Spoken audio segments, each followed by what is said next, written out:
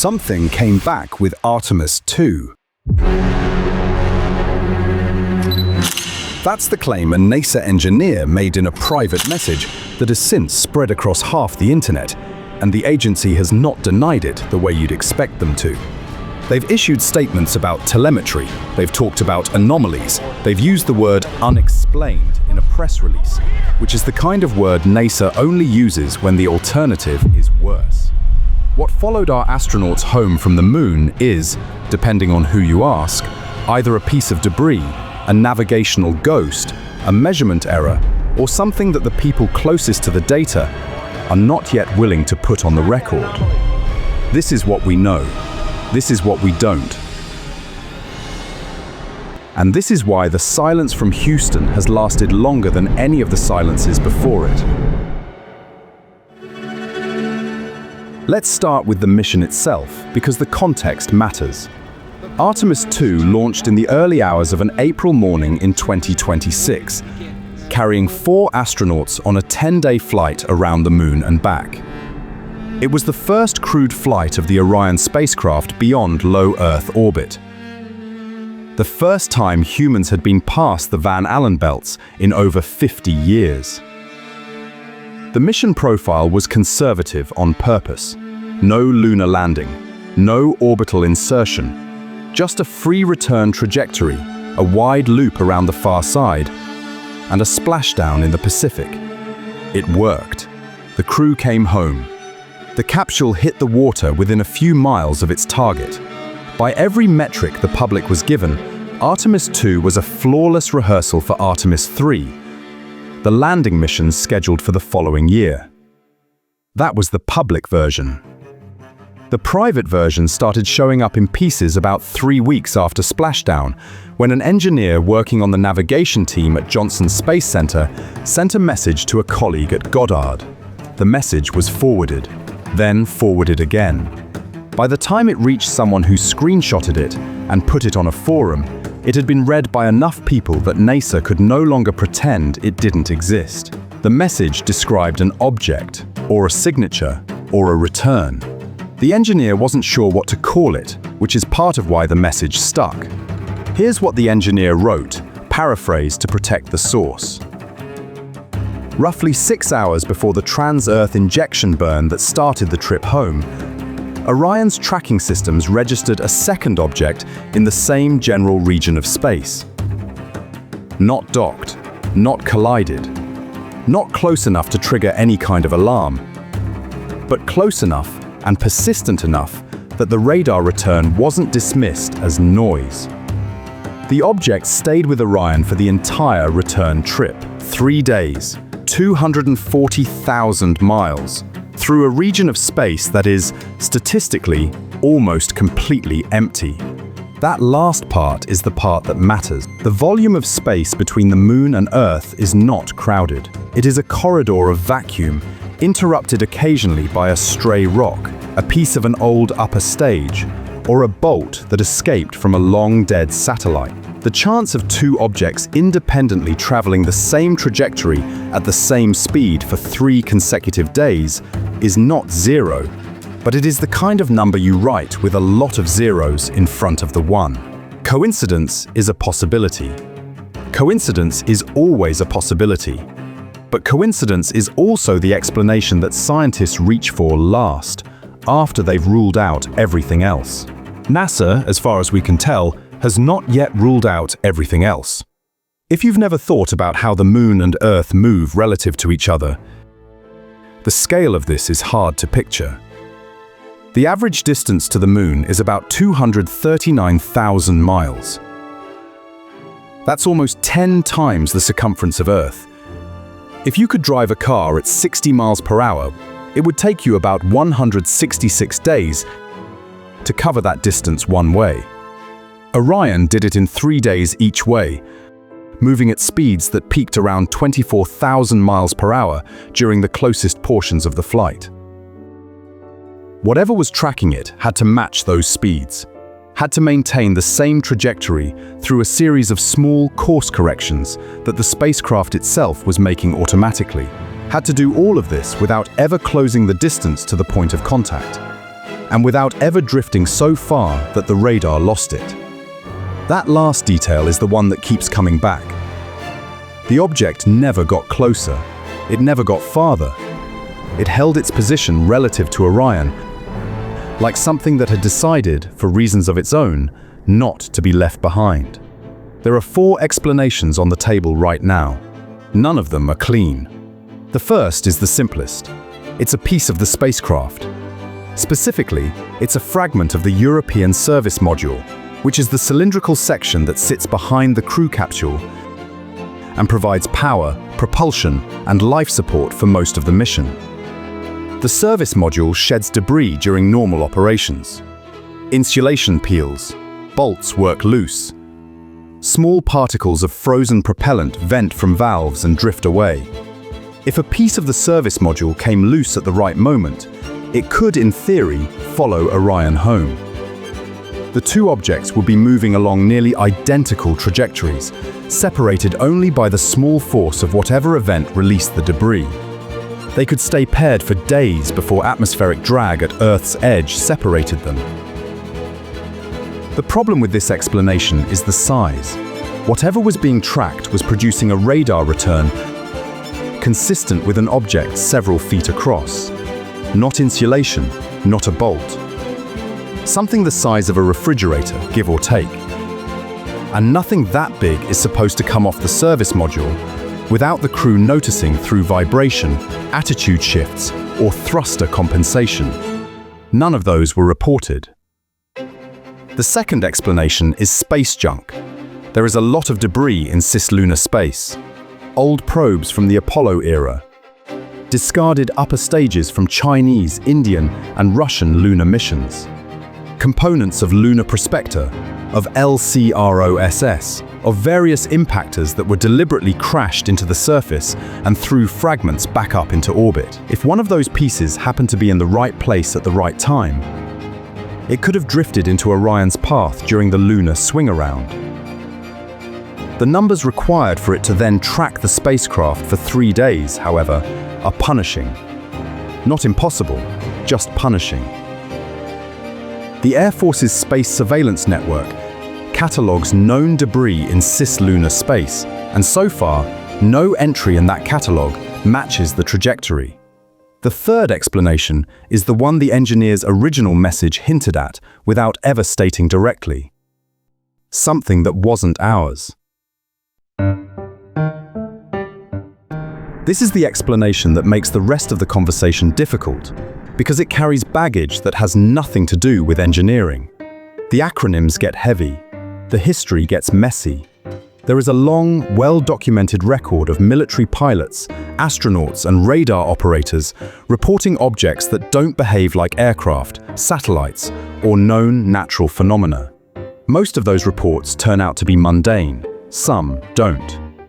The Pentagon's own office, the All-Domain Anomaly Resolution Office, has acknowledged on the record that a small percentage of these incidents resist conventional explanation. If something in cislunar space matched Orion's trajectory and held that position deliberately, the implications are not small. But there's a quieter version of this third explanation that doesn't require anything exotic. Other countries are operating in cislunar space now. China has a robust lunar program. India just landed a successful mission near the South Pole. Russia, despite its struggles, still has assets in orbit. It is possible that a foreign spacecraft was performing an intentional shadow operation, observing Artemis II from a distance for intelligence purposes. That would be a serious diplomatic incident if confirmed, which is exactly the kind of thing NASA would not announce until it had been resolved through quiet channels. The fourth explanation is that nothing was there. The radar returns were instrumental error, a reflection of Orion's own signal off some quirk of the local environment. A processing artifact from the upgraded tracking software that flew on this mission for the first time. A ghost in the machine.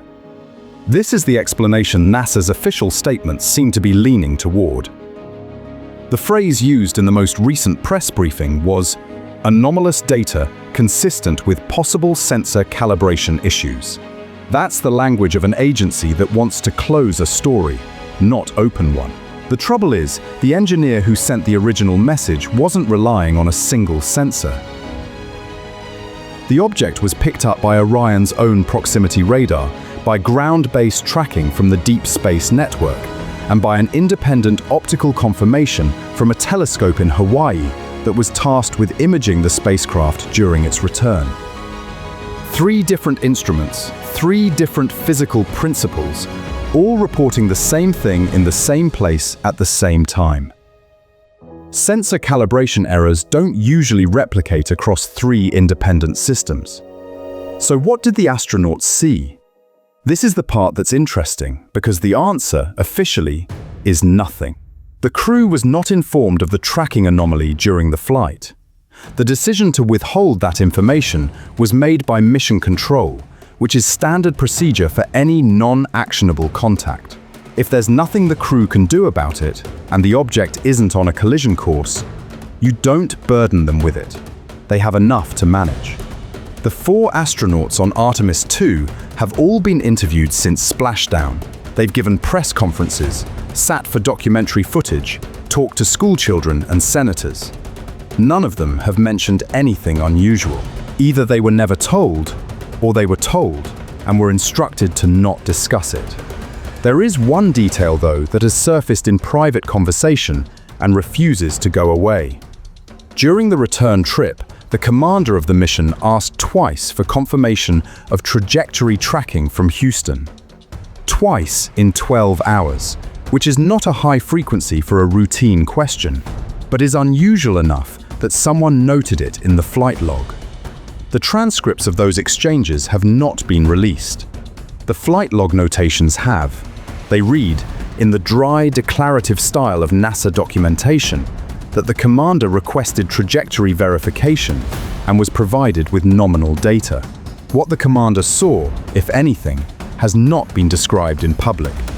If you were one of those 4 astronauts, the experience of looking out the window of Orion would have been something almost no one alive can claim to have shared.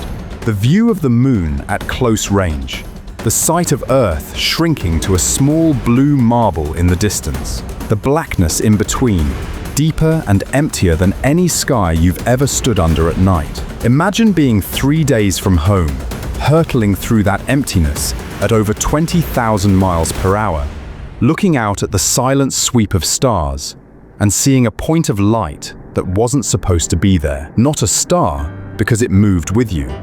Not a planet, because it was too close. A small, steady reflection holding its distance, day after day, while ground control assured you everything was nominal. Whatever it was, you wouldn't sleep well. There is precedent for this kind of thing, and that's part of what makes the engineers nervous. The Apollo missions had their own list of unexplained sightings. Buzz Aldrin, on Apollo 11, reported seeing an object outside the spacecraft on the way to the moon that none of the crew could identify. They reported it to Houston. Houston said it was probably the discarded upper stage of the Saturn V. Aldrin checked the position of the upper stage. It wasn't where the object was. Decades later, in interviews, Aldrin said he still didn't know what it was, and that he had stopped trying to figure it out. Apollo 12 reported a similar object. So did Apollo 17. The reports were quiet, professional, and consistent. Trained observers, the most thoroughly screened humans in the history of aviation, looking out windows and seeing things they couldn't account for. The reports were filed, archived, and largely forgotten by the public until they started resurfacing in declassified documents in the 1990s and 2000s. None of that proves anything about Artemis II. The Apollo sightings have plausible, mundane explanations, and most experts believe they were debris, ice crystals, or reflections off the spacecraft itself. But the pattern is suggestive enough that when a fresh report comes in from a new mission, the people inside NASA who remember the old files don't dismiss it as quickly as the public might expect. The physics of what was observed is also worth dwelling on for a moment, because the numbers tell their own story. To maintain position with Orion across a return trajectory of roughly 240,000 miles, an object would need to execute the same trans-Earth injection burn that Orion did, with the same delta V at the same moment. A piece of debris that happened to break off the spacecraft right at that burn could, in theory, ride along on the same momentum. But Orion made 3 small course correction burns during the return phase. Tiny ones, on the order of a few feet per second of velocity change, designed to fine-tune the entry corridor for splashdown. A passive object cannot match course corrections. It will drift apart from the spacecraft each time a burn happens. By the third correction, any debris that started out paired with Orion would be hundreds of miles away.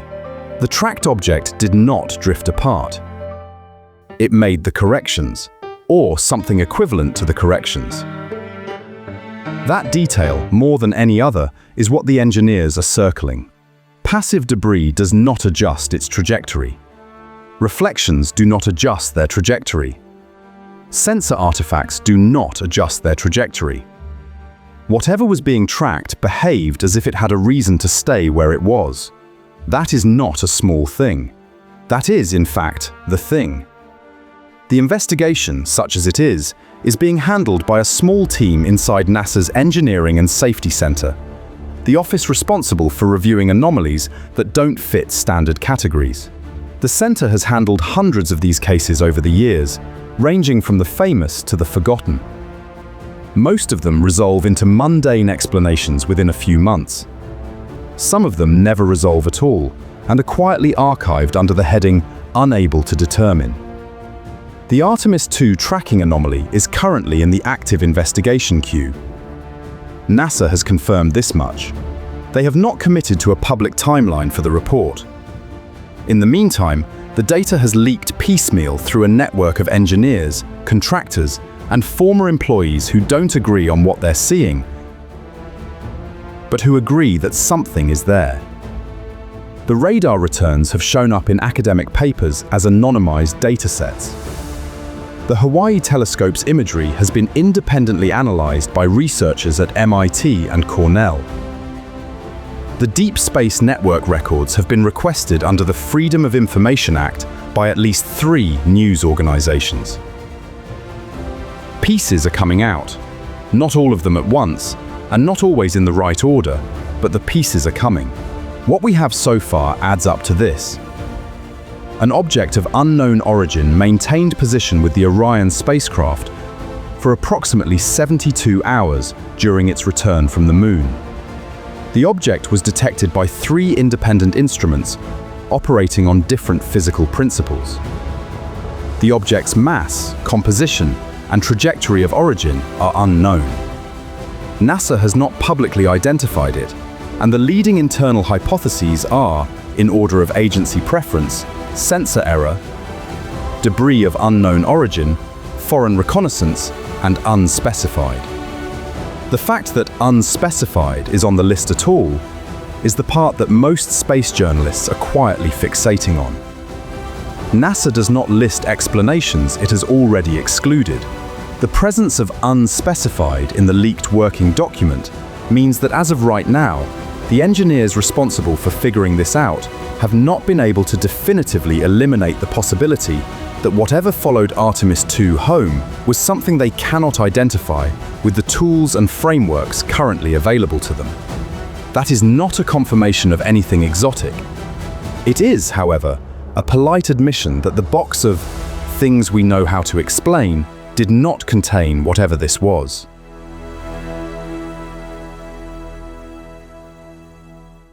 The Artemis program is scheduled to continue.